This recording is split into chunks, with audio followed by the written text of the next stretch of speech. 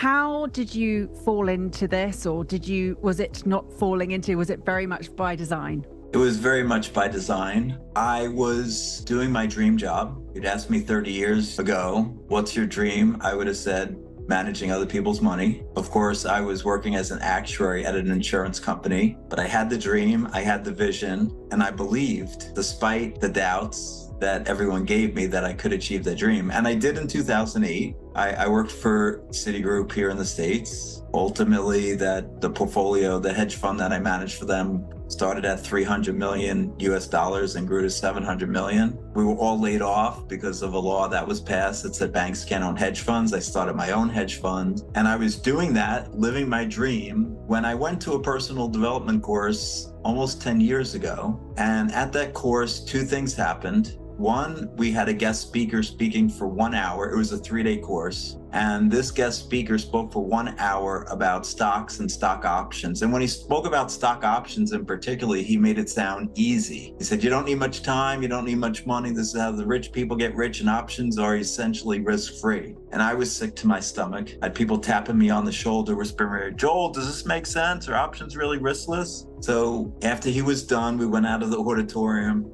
200 people he has been speaking to.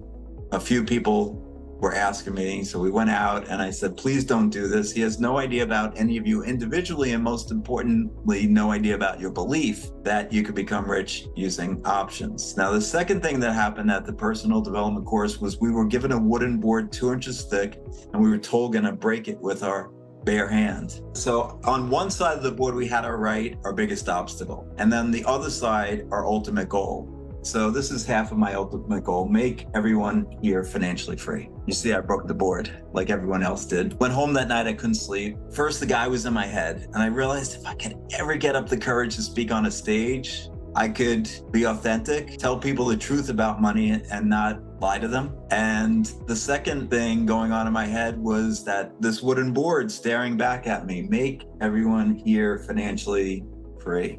I think it hit me at 4:30. I jumped out of bed. I quickly got dressed. I was at my office in Midtown Manhattan before the sun rose, and I sent an email to my investors telling them I'm giving them their money back. I'm shutting down my fund. I figured out my true purpose in life.